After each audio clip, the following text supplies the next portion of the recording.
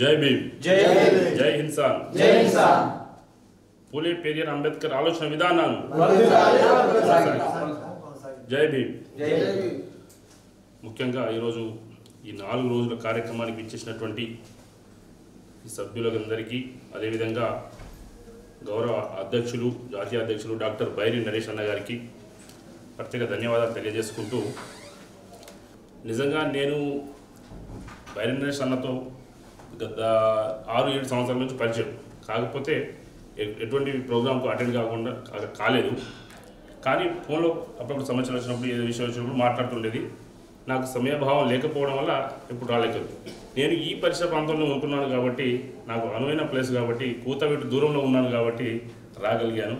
అది నాకు సమయం కూడా వచ్చింది, అటు సెలవులు వచ్చాయి, 2 కలిసింది. కాబట్టి ఈ సభకు ఖచ్చితంగా అటెండ్ కావాలని చెప్పేసి అన్నకు మరీ ఫోన్ చేసి చెప్పాను. కాబట్టి నేను ఈ విజిట్ చేసిన 4 రోజుల్లో చాలా అద్భుతమైనటువంటి అవకాశాలను ఈరోజు మనం ఇక్కడ చూసాం. అందులో ముఖ్యంగా ఒక క్రమశిక్షణ, ఒక నిర్వహణ ఏ రకంగా చేసుకోవచ్చు, మన ఇంట్లో కార్యక్రమాలు కావచ్చు, బయటి కార్యక్రమాలు కావచ్చు, దాన్ని ఏ రకంగా కోఆర్డినేట్ చేసుకోవడంలో ఇక్కడ కీలకమైన అంశాలు ఒక 2-3 మనకు చెప్పుకోవడానికి కొన్ని ఉదాహరణలు చెప్తాను. ఎందుకంటే స్టేజీ ఫియర్ అనేది మనకు చాలా కీలకమైన సమస్య అయిపోయింది. ఎందుకంటే ఇక్కడ ఉన్న ప్రతి ఒక్క దగ్గర ఏదో ఒక రకమైన టాలెంట్ ఉంది, ఏదో ఒక రకమైన నాలెడ్జ్ ఉంది, ప్రతి ఒక్క స్కిల్స్ ఉన్నాయి. కాకపోతే ఇక్కడ వచ్చి మాట్లాడేటప్పుడు మనమైతే అక్కడ కూర్చొని ఎన్ని మాట్లాడదాం అనుకుంటున్నామో, ఎక్కడ వచ్చేసరికి అది కొలాప్స్ అయిపోతుంది, ఒక సబ్జెక్ట్ మీద క్లోజ్ అయ్యి బయటికి వెళ్ళిపోతున్నాం. కానీ ఈరోజు ఇక్కడ 4 రోజుల శిక్షణ తర్వాత ఒక్కొక్క నాయకుడు ఒక గ్రామంలో కాదు, ఒక మండలంలో, ఒక జిల్లాలో నాయకత్వాన్ని నహించేటువంటి లక్షణాలు కలిగినటువంటి శిక్షణ ఈరోజు ఈ 4 రోజులు ఇక్కడ జరిగింది. ఇంత అద్భుతమైన భోజనాలు పెట్టి, ఇంత అద్భుతమైన ప్రదేశంలో శిక్షణ ఇవ్వడం అంటే అది నిజంగా నాకైతే చాలా సంతోషం వేసింది. ఎందుకంటే ఇంత విలువైన ప్రదేశంలో, ఇంత విశాలమైన వాతావరణంలో, ఇంత మంచి ఫుడ్ పెట్టుకుంటూ, ఇంత మంచి శిక్షణ కార్యక్రమాలు, నామినల్ ఫీజు తీసుకొని, ఇంత మంచి సహోదయులైన వ్యక్తులు సమాజంలో ఎంతమంది ఉంటారు? చాలా తక్కువ మంది. ఈవెన్ మీరు చాలా ఎక్స్పర్ట్ చూడండి, ఏదైనా ఒక ఆర్గనైజ్ చేసినప్పుడు దాన్ని నిర్వహించాలంటే ఒక్కొక్క దగ్గర 1 గంటకే 10,000 ఫీజు తీసుకొని ఈరోజు హైదరాబాద్లో మనం చూస్తూ ఉన్నాం. 10,000 ఫీజు అని ఒక్కొక్క క్యాండిడేట్ దగ్గర, 5,000 ఫీజు అని, 2,000 ఫీజు అని చెప్పేసి ఒక సెమినార్ నిర్వహిస్తే జస్ట్ 1 గంట 4 గంటల్లో క్లోజ్ చేసుకొని వెళ్ళిపోతూ ఉంటారు. అటువంటిది అక్కడ చెప్పేది చాలా నార్మల్గా ఉంటుంది, చెప్పేసి ఏదో యూట్యూబ్లో చూసినంత సింపుల్గా ఉంటుంది, వెళ్ళిపోతారు. కానీ ఇక్కడ మనం దాన్ని తిని నెమరేసుకొని, మళ్ళీ జర్మించుకొని, మళ్ళీ దాన్ని రివ్యూ చేసుకొని, ఎక్కడ ఏం జరుగుతుంది ఒక కోఆర్డినేట్లో మనమే దాన్ని ఒక రకంగా చెప్పాలంటే మన జీవితంలో ఏం జరిగిందనేది మనకు ఎదుటి ఫ్రెండ్కి చెప్పుకొని, ఎదుటి ఫ్రెండ్ సమస్యలు ఏం చెప్తుంది, ఇవన్నీ మనం కోఆర్డినేట్ చేసుకుంటా సమస్యలు ఎక్కడ ఉందో అనేది ప్రాక్టికల్గా మనమే చూసేటువంటి మంచి అవకాశం కల్పించారు బైరి నరేష్ అన్న గారు, కుటుంబ సభ్యులు కూడా. అందులో విధంగా ఈ క్రమంలో నేను కూడా గతంలో ఎన్సీసీ చేశాను. ఎన్సీసీ చేసినప్పుడు కూడా అక్కడ కూడా ఇదే మాకు క్యాంపుకి తీసుకెళ్తారు, 15 రోజులు క్యాంపుకి తీసుకెళ్తారు. క్యాంపుల్లో కూడా క్రమశిక్షణ, ఆర్గనైజేషన్, ఒక టీం ఉంటుంది, 12 మంది. టెంట్ మనమే పెట్టుకోవాలా, 2 నిమిషాల్లో టెంట్ పెట్టుకోవాలా, చైర్ పెట్టుకోవాలా, మనం పర్యటనకి రెడీ కావాలా. అట్లా ఏ రకంగా అయితే ఎన్సీసీ శిక్షణ ఉందో దానికి ప్యారల్గా సేమ్ అదే శిక్షణ లెక్క ఇక్కడ 4 రోజులు నేను గమనించాను. అంటే శిక్షణ ఎందుకంటే వ్యక్తి యొక్క స్వేచ్ఛ, సమానత్వం అనేది ఈ శిక్షణ ద్వారానే, శిక్షణలో అనేక రకాలైనటువంటి అంశాలు క్రోడీకరించి ఉంటాయి. సో ఈ రకంగా మనం చెప్పుకుంటా పోతే అనేక విషయాలు చెప్పడానికి ఉంది. కానీ నేను ప్రధానంగా కొన్ని అంశాలు మీ ముందు చెప్పే ప్రయత్నం చేస్తాను. ఇక్కడ మనకు ముఖ్యంగా అనేక సంఘాలు, అనేక వ్యవస్థలు, అనేక సంస్థలు, ఏదైనా కూడా ఇక్కడ ఉన్న సంఘం ఒక మూఢనమ్మకాల నిర్మూలన సంఘం అని దాని కింద అనేక పదాలు దాని కిందికి వస్తుంది. అంటే వాస్తవానికి ఈ జీవితంలో, ఈ వ్యవస్థలో, ఈ సమాజంలో ఏమైతే నిజాలు ఉందో అది నిజం ప్రజల దగ్గర చేరడానికి ఇది సరైన వేదికగా మనం తెలుసుకున్న తర్వాతనే ఈ సభకు అటెండ్ అవుతారు. అందుకే ఈ నాస్తిక భావజాలం కలిగిన వ్యక్తులే కాదు, దాంతోపాటు ఈ ఎంఎన్ఎస్ అనేది సిద్ధాంతం ప్రతి వ్యక్తికి ఇక్కడ తెలుసు కాబట్టి ఫోన్ చేసి వచ్చారు. ఆ సిద్ధాంతం తెలియనప్పుడు ఫోన్ చేసి రారు. సిద్ధాంతం ఆల్రెడీ క్లియర్గా మీకు తెలుసు కాబట్టి శిక్షణకు మేము వస్తామన్నా అని చెప్పి మీ ఆసక్తిని చూపగలిగించగలరు. ఆ ఆసక్తి చూపించగలుగుతారు.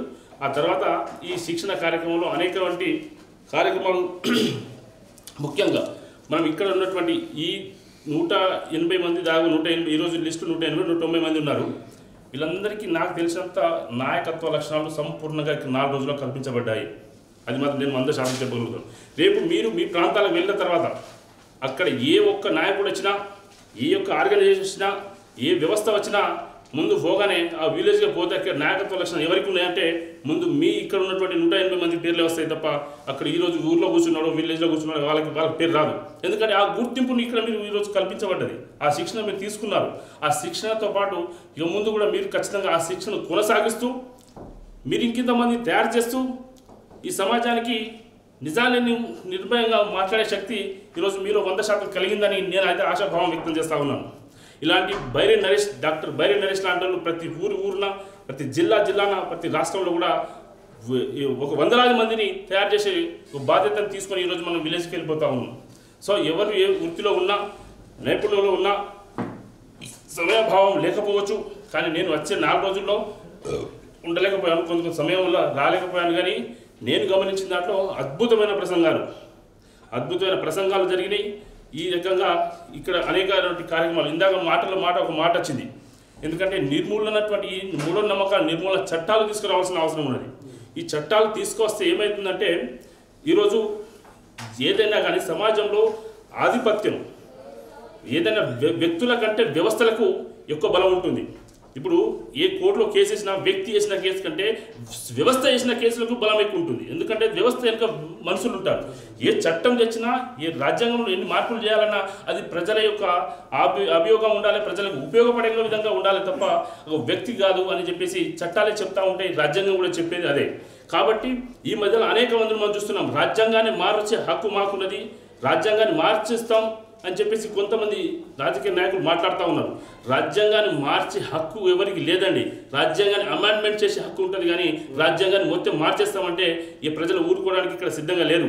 కాబట్టి రాజ్యాంగం కూడా మన మూఢనమ్మకాల్లో ఒక భాగమై ఉన్నది. కాబట్టి ఎందుకంటే మనం ఈరోజు బతుకుతున్నామంటే, ఒక మెతుకు తింటున్నామంటే ఆ రాజ్యాంగం కల్పించిన హక్కు. ఈరోజు నేను న్యాయవాదిగా ఉన్నానంటే కూడా రాజ్యాంగం కల్పించిన హక్కు. ఎందుకంటే నిజాలను మాట్లాడుతూ ఉన్నాం, నిజాలు ప్రజలు చేరవేస్తున్నాం. ఈరోజు అనేక మంది కోట్లలో జైళ్ళలో ఎందుకు ఈ బడుగు బలహీన వర్గాలు ఎందుకు ఈరోజు జైళ్ళలో మగ్గుతున్నారు?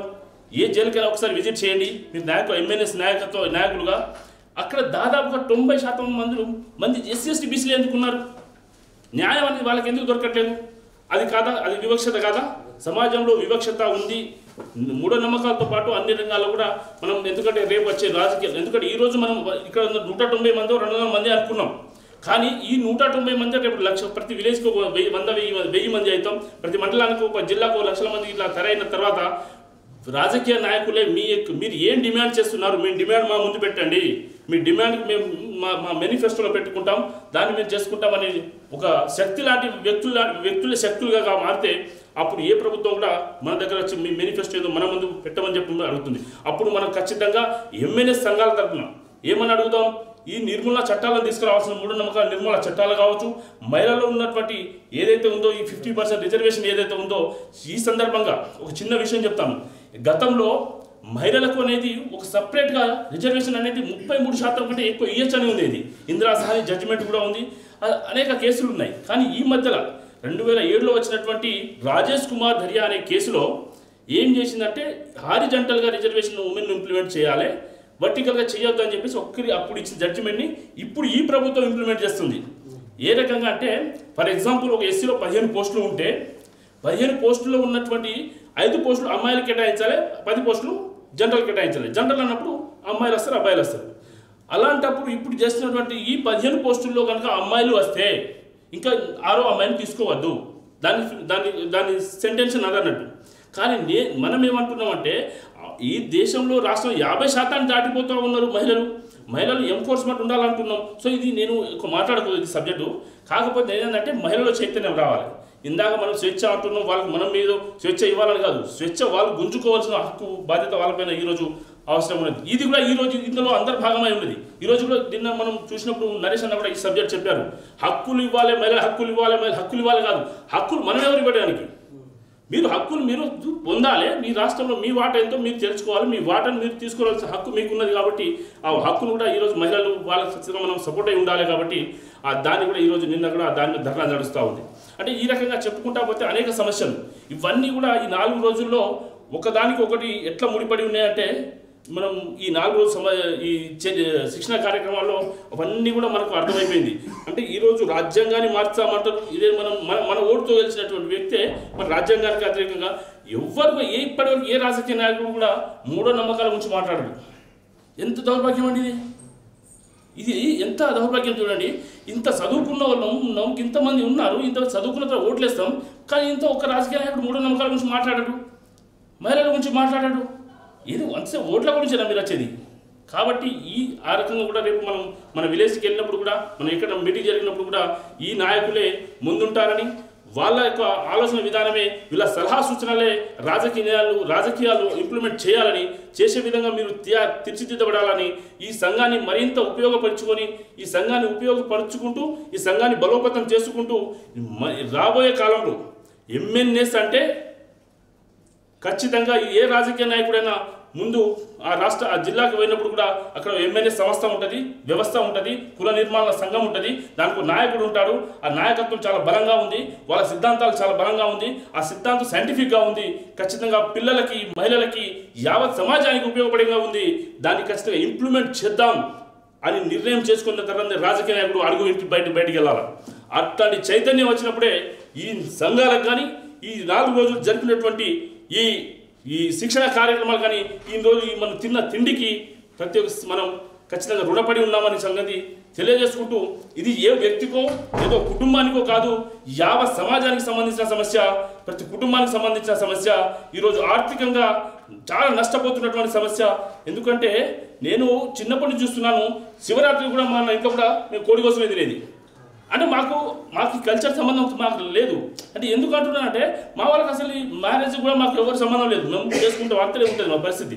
కానీ దీన్ని మెల్లమెల్లగా మనిషి పుట్టుక నుంచి ఇప్పుడు చావు వరకు వాళ్ళేందే సమస్య, ఇంట్లో వాళ్ళేందే మన కార్యక్రమాలు జరగనటువంటి వ్యవస్థలు తీసుకొచ్చింది. ఎందుకు తీసుకురావాల్సింది? ఎవడో ఉన్నాడు, నాకు 10 కోట్లు ఉంది, ఒక కోటి రూపాయలు ఖర్చు చేసుకొని బ్రహ్మాండంగా చేస్తాను, కానీ నా లెక్క మీరు పోటీ పడితే ఎట్లా? అంతే కదా. ఆ రకంగా ఆలోచన విధాన్ని ఆ జనాల్లోకి సొచ్చు కూడా తీసుకుపోవాల్సిన బాధ్యత కూడా ఈ ఎంఎన్ఎస్ నాయకుల మీద ఖచ్చితంగా ఉందని కూడా ఈ సందర్భంగా నేను మీకు డిమాండ్ చేస్తూ ఉన్నాను. ఎందుకంటే రేపు మీరు కాబోయే నాయకులు గ్రామ లెవెల్లోగా ఏ మీటింగ్ జరిగినా గ్రామ సభ జరుగుతుంది, మండల సభ జరుగుతుంది, జిల్లాలో జిల్లా సభ జరుగుతుంది. అక్కడ కనుక మన గొంతు ఎంఎన్ఎస్ గొంతు వినిపిస్తేనే ఈ రాష్ట్రంలో ఈ దేశంలో మార్పు రాగలుగుతుంది. అంతవరకు మార్పు రాదన్నది అది కేవలం ఎంఎన్ఎస్ ద్వారానే సాధ్యమవుతుందని చెప్పేసి బలంగా నమ్మే వ్యక్తుల్లో నేను ఒకరిని. నేను న్యాయవాదిని అయినప్పటికీ మీకు అండదండగా ఉంటాను.